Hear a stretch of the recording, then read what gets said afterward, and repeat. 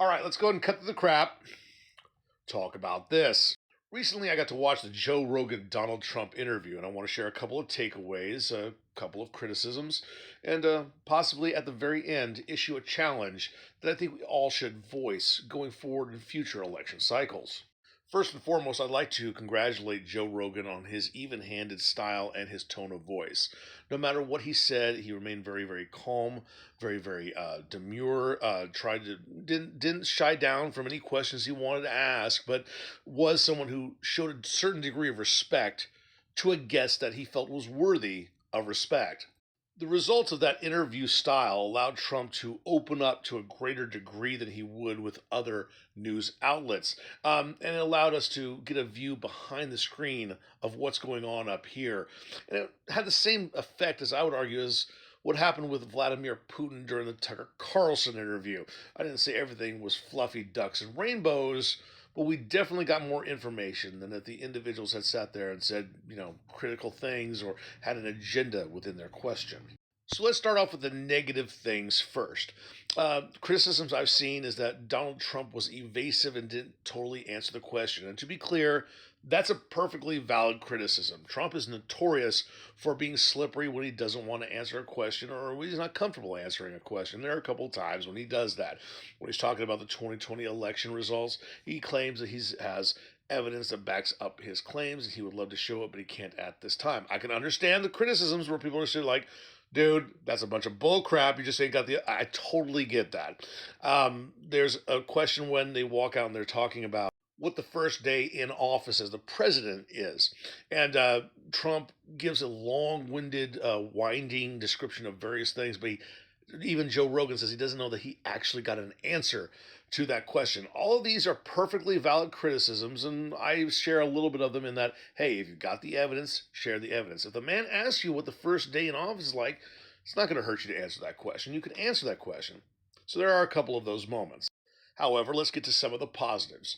Because Donald Trump does open a little bit in the first 15, 20 minutes specifically. If you go watch that segment, what you're going to see is a man who at first, I've always viewed him as kind of braggadocio, as someone who's just the last thing he heard is what he reacts to, and that's the given truth, and he just kind of is knee jerk.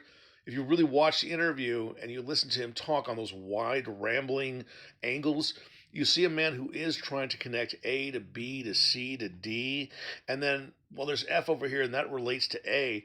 In that first 15, 20 minutes, you find out that there actually is a brain behind that shell, but how it's being communicated might lead you to other conclusions.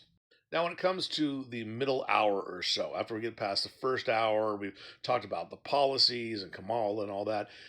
Joe and Trump get into some of the concepts of aliens, the JFK unaliving, various other concepts that are a little bit more fringe, shall we say.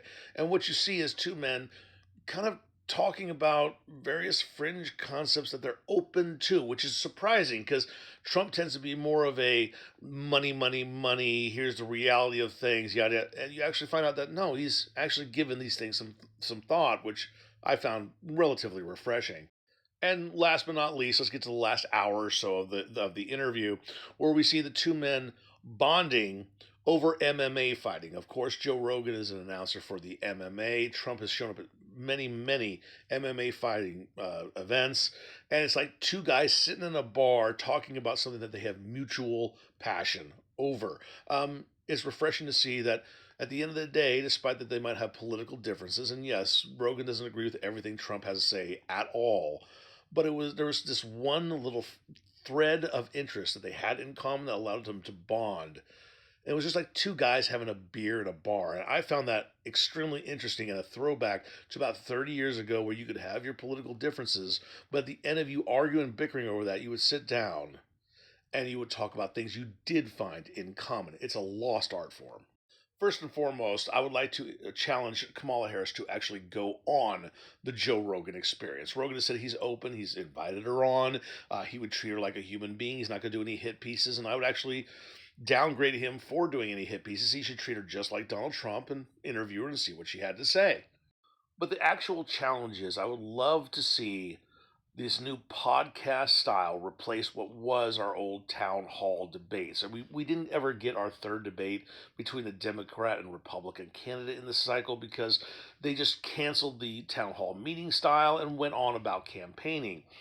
Uh, Developments in podcasting have made it so that a larger number of individuals can ask more questions over a given time, and I would love to see both candidates step in on Zoom or some sort of an internet platform, conduct a good old fashioned YouTube style debate platform where people can send super chats in. You donate the money to a charity that both candidates agree on, and the candidates answer the questions directly from individuals on the internet. I would absolutely love to see that. And I think Joe Rogan would be an excellent moderator for such an endeavor. And if you can't get that done, have both candidates sit down with Rogan in his studio and Rogan can screen questions from the populace at large. I think both would benefit greatly from the exposure.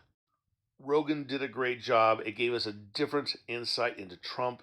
And I would love to see the exact same treatment for Harris to get behind her mind and see what she's thinking and see what she's about.